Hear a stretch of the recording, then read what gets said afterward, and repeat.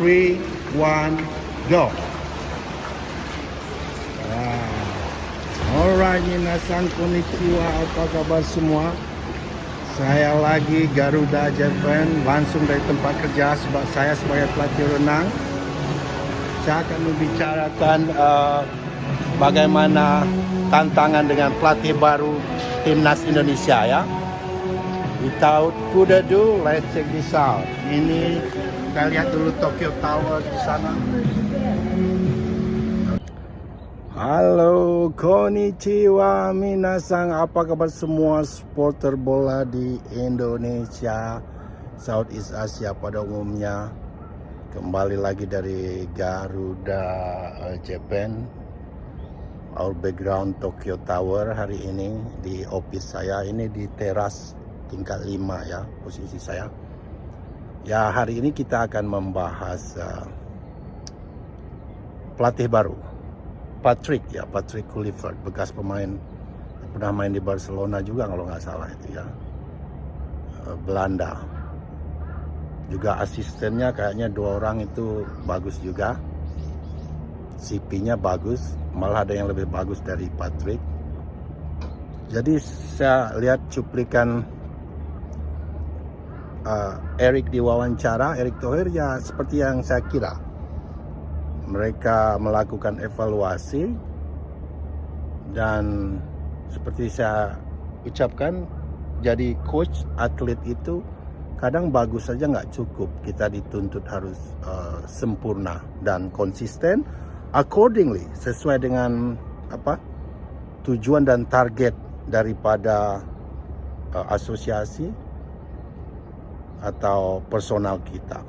Jadi sebagai seorang atlet itu kita harus membiasakan diri, menargetkan diri itu di target yang paling tinggi, jangan yang paling rendah. Jadi kita setengah-setengah. Untuk apa juga kita menghabiskan waktu hidup latihan keras atau jadi pelatih kalau kita hanya cuman untuk sebatas di PON atau SEA Games, kurang begitu bagus menurut saya ya. Kalau kita udah memutuskan jadi atlet, jadi pelatih, taruhlah target yang paling tinggi. Jadi kita bisa push.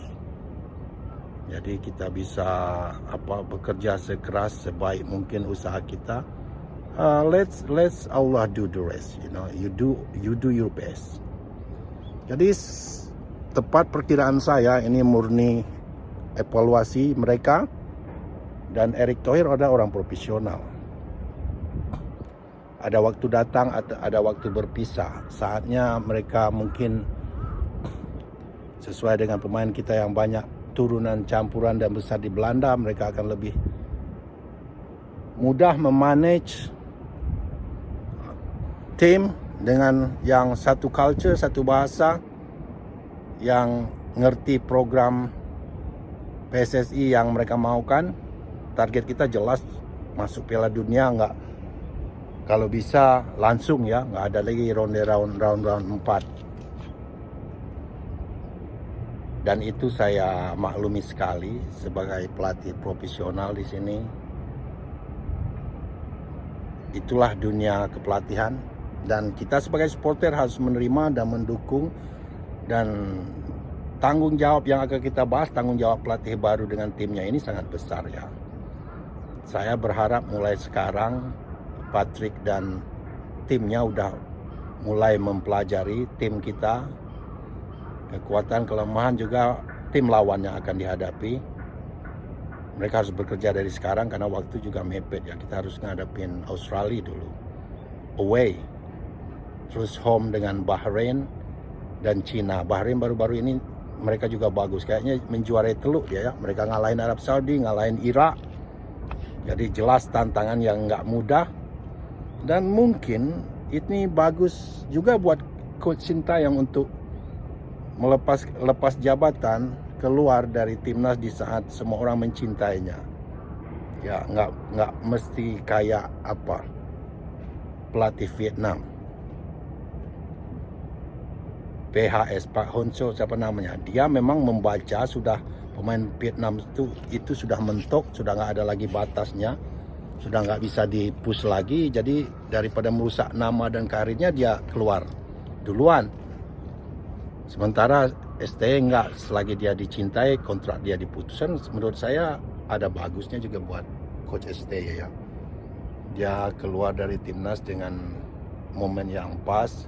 Timnas nggak dalam keadaan yang jelek-jelek amat, masih ada harapan untuk tembus Piala Dunia. Kalaupun tembus Piala Dunia, orang pasti tak akan melupakan jasa dia.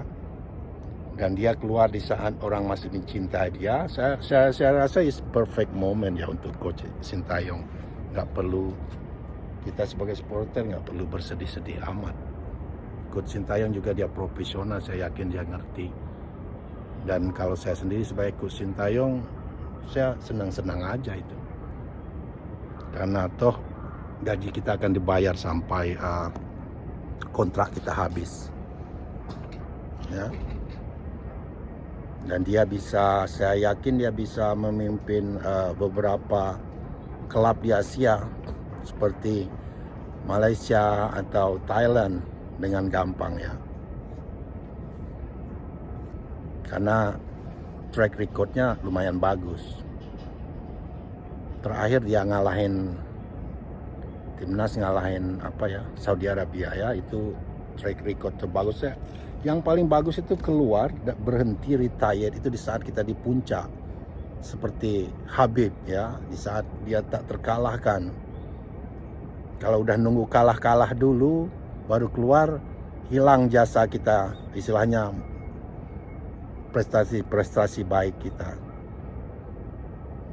Momen bagus menurut saya. Ya begitu saya untuk Patrick Kluivert ini dengan tim yang baru, mereka harus bekerja cepat, jelas, tantangan lebih tinggi, main di home, ekspektasi ya home dengan Bahrain dan Cina, ekspektasi menang pasti itu, dengan Jepang dan Australia away juga kalau bisa mencuri poin, itu target saya yakin dikasih Pak Erik. Pak Erik itu orang bisnis, orang profesional, dia nggak akan ngasih target yang gampang-gampang aja. Saya yakin itu. Jadi dari Jepang, saya pribadi mengucapkan all the best ya. Bahasa Jepangnya ganbatte kudasai. Coach Kluivert, all the best. Hope you guys doing everything alright. Ya, untuk timnas juga semoga berhasil. Begitu saja. Bye bye.